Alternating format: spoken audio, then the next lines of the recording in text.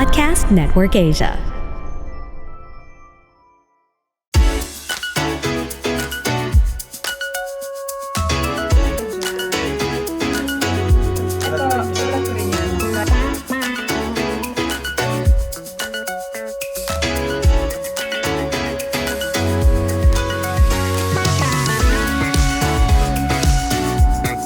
Dapat na bang ligawan ni Jay ang babaeng gusto niya dahil natatakot siyang maunahan ng iba? Pakinggan natin ang kwento niya, pero bago yan, we would like to say hi to our virtual live audience joining us via Zoom. Hey guys! Thank you for joining us. This is the 9th episode of the Major Podcast with Venus Ra.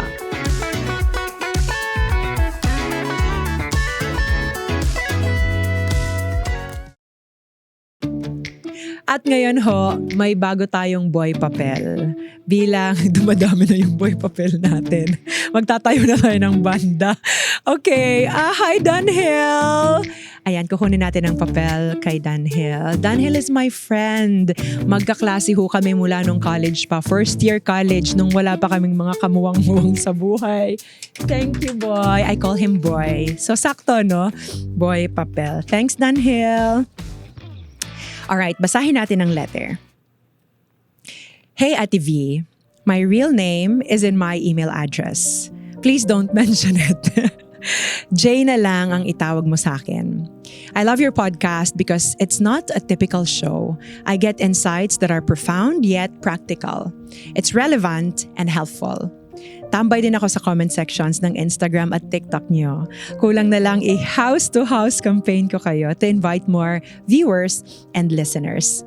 I'm 28 years old and currently completing my second degree in theology while working in the corporate world. From the time I became a Christian, I've never entered in any romantic relationship. Sabi mo nga sa episode 2, a boy and a girl relationship should always have a goal, and it should be marriage. I agree, and that's the kind of standard I'm trying to keep for myself. I'm not just looking for any other girl. I want someone who's aligned with my faith and convictions, someone who can help me in the ministry, someone I can joyfully serve the Lord with. There's this girl that I like in church. We are friends, and both of us are youth leaders. Honestly, wala akong special feeling sa kanya nung una. But I saw her values and passion in serving the Lord, kaya lumaki ang paghanga ko. Pero hindi naman perfect ang tingin ko sa kanya. Because we're friends, alam ko rin ang flaws niya. I want to pursue her, Ate V. But I'm not sure when is the right time. Gusto ko sana kapag well-established na ako, tapos ko na yung degree ko. Kaya lang, iniisip ko, baka naman malate ako o maunahan ng iba. Ang iniisip ko na lang, kung para talaga kami sa isa't isa, the Lord will bring us together. Hope to hear your thoughts, Ate V. Sincerely, Jay. Jay, thank you so much. First of all, sasabihin ko sana kanina, oo, nababasa ko yung mga comments mo. And I know your real name, but I'm not gonna mention that here. But thank you again for supporting the podcast. Jay, I could sense in your letter that you're a mature kind of guy who's got it all together. And you have concrete plans. You know what you want to achieve in life. You're able to juggle your studies, career, and ministry. Jay, hindi lahat ng lalaki nagagawa yung ginagawa mo ngayon. And that's really a good sign of maturity. It's really not about the age. It's about the character. And I also get the sense that you're very orderly. That's good. That kind of maturity is a sign that you might be ready for the next level or to be in a relationship. But I also like your healthy restraint. I like your healthy restraint. Hindi ka padalos-dalos. You're not easily swayed by your emotions. You take time to act on your feelings. It shows your maturity and wisdom. Kasi marami sa atin ngayon, Jay, siguro hindi na kagaya ng kung papaano ka mag-isip. Marami sa atin, we long for instant gratification. And when we like someone, We tend to drown ourselves in infatuation because it feels good. Sino ba naman yung ayaw kiligin, di ba? Pero minsan doon nagkakaroon ng problema. Kasi pag gusto natin yung tao and we feel the emotions, masyado ng focus doon sa emotion and yung decision natin affected na nung emotions natin. So hindi na masyadong napag-iisipan kung tama ba tong step na gagawin ko, eto ba talaga yung babaeng gusto ko, napag-isipan ko na ba kung gusto ko talaga na pumasok sa relationship with this person. Pag emotions ang laging basihan, as we've mentioned in our previous episodes, minsan nag-fade na yung emotions, marirealize mo na, shucks, hindi ko pala napag-isipan yung desisyon na pinapasok ko. So, it's really good that you take time to really think about your decision. Also, Jay, it's good that you want marriage to be the goal of your next relationship. You're the kind of guy who's not playing around, and that's admirable. Ano yun? 100 pogi points yun para sa'yo, Jay. Kasi, ang babae naman talaga, once you pursue the woman, gusto niya ng security na merong kakahantungan yung relationship ninyo, na hindi ka lang naglalaro, na hindi mo lang siya tinatry, pero yung merong goal. And once marriage is your goal, that's also admirable, even for that woman that you want to pursue. But here's the thing, Jay. You, being a guy, na parang, alam mo yon, medyo nakaprogram yung lahat ng bagay. You are in your second degree. You're taking up theology. I don't know if this is your personality, and I'm not saying that this is your personality, but maybe there's that tendency to overthink. Kasi parang maayos kang tao eh. Naayos mo yung buhay mo. Maayos yung lagay ng yung ano mo, yung pangarap mo sa buhay, yung next step ng gusto mong marating, and even the relationship, gusto mo maayos lahat. Tama yon. But if there's that tendency to overthink, maybe you want to learn to loosen up a bit.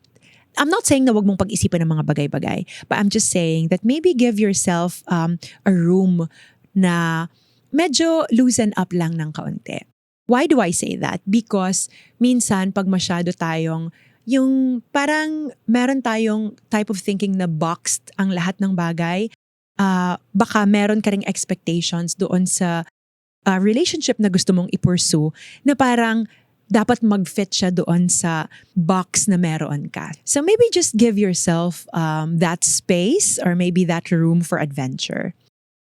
Sometimes, we tend to be drawn to a person's specific trait kasi yun yung gusto natin sa kanya. But in a relationship, we don't just love a person because of one facet. We love a person for his or her entirety. I totally agree with you na, you know, as someone who loves the Lord, as someone who serves the Lord, you also want that woman to also love the Lord and also someone who serves the Lord. Kasi at the end of the day, kayo naman talagang dalawa yung magsaserve together. And that's really good. But while you're friends, take that opportunity, Jay, to get to know her some more. Kilalanin mo siya more than that girl na makakasama mo to serve in the ministry. That friendship can be a good foundation of a potential romantic relationship. Kasi maganda na nakita mo yung aspect na yon sa buhay niya. And if that is parang yung number one mo na criteria, that's really good. Pero tingnan mo rin anong nagpapasaya sa kanya, anong mga likes niya, ano yung mga bagay na vina-value niya, ano yung adventures na gusto niya, because those things can also be important when you enter into a relationship with this woman. Another thing, Jay, is about your question na if this is the right time to pursue her. It's actually a question that you should answer. This is a question that you should answer, Jay.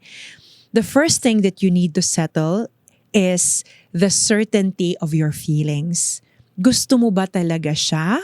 Or, you know, merong infatuation na, I don't know, maybe it's convenient because she fits into the profile of the ideal girl. Also, Jay, you might also want to check your other priorities. For example, your studies, your career, your even yung ministry. Parang because the reality is, kumakain talaga ng oras ang relationship. kumakain siya ng oras. Pero hindi siya yung parang, it's a waste of time. Hindi siya ganon. It's more of, when I say kumakain siya ng oras, because you also want to invest your time into this person, to get to know her deeper, to get to know the person more, her character, her likes, even her family background, yung mga ganon. And that entails time. So, if okay sa'yo na, medyo kumain niya ng oras when it comes to your career or your personal life, willing ka ba to sacrifice your time for this relationship? Sabi mo, Jay, worried ka na baka maunahan ka ng iba. Itong statement na to medyo tumatak sa akin to, Jay. Kasi if fear is your restraining factor, it's not very liberating. Baka isipin niya, kaya mo lang siya pinupursu kasi takot kang maunahan ng iba.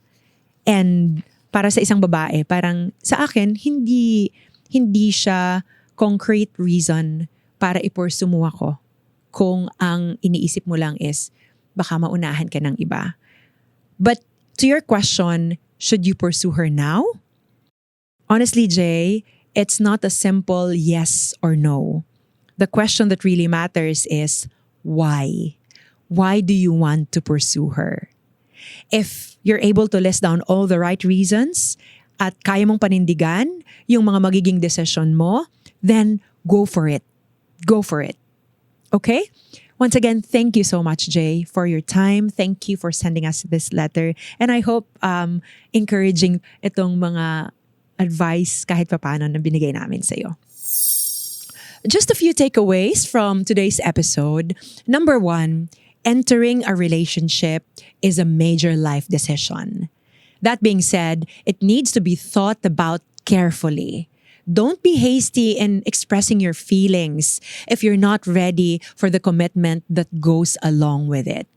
I also want to talk to some of you who are still students, because you have this constant communication with each other and you are able to share your thoughts and feelings instantly. Pag sinabi mo dun sa girl na gusto mo siya at umamin din yung girl na gusto ka niya. So, paano yon? Kung aamin ka, siguraduhin mo na ready ka nang pumasok sa relationship. Huwag kang aamin nang walang patutunguhan yung pag-amin mo. Kasi hanggang dun lang ba kayo? Aminan lang? What's next? Right? So you should have that idea of, pag umamin ako, anong pupuntahan ng pag-amin ko?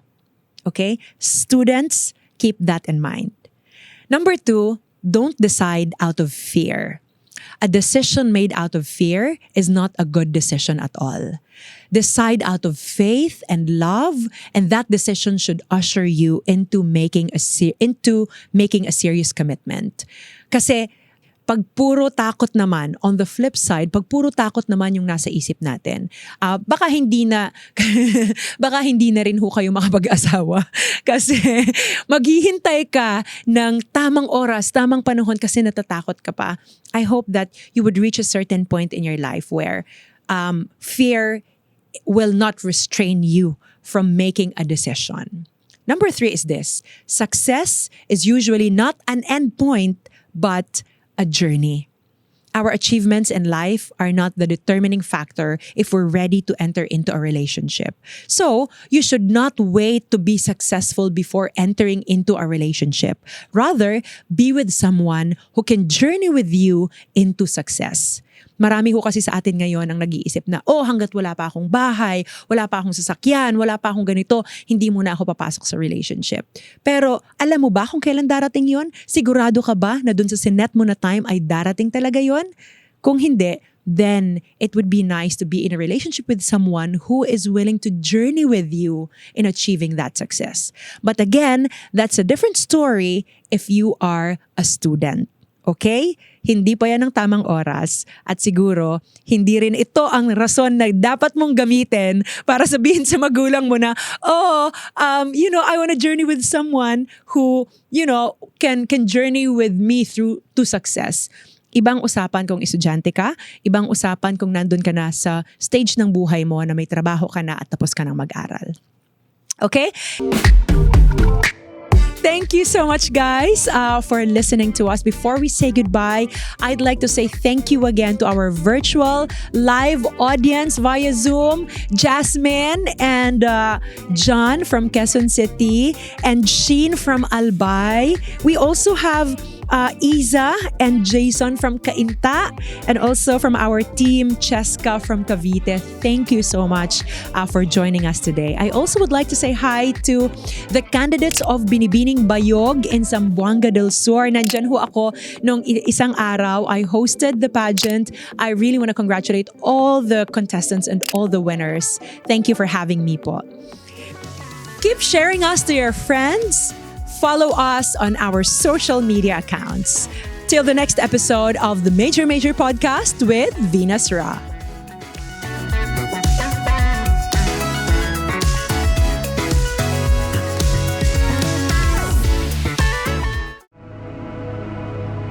The views and opinions expressed by the podcast creators, hosts, and guests do not necessarily reflect the official policy and position of Podcast Network Asia, the hosts of the program, or other programs of the network.